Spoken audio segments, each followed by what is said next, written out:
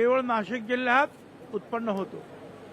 कांदा हे गरीब शेतकऱ्याचं उत्पन्न आहे। आपण पाहतो आहोत अवकाळी पाऊस, अनेक इतर ज्या काही गोष्टी ज्या अडचणी निर्माण होतात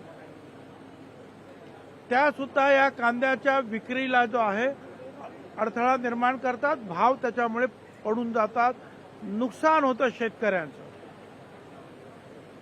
कधी पाणी मिळत नाही, कधी अवकाळी पाऊस, कधी आणखी हा संप, कधी तो संप। आज कांद्याचा क्विंटल मागे खर्च जो आहे हा 1500 रुपये आहे।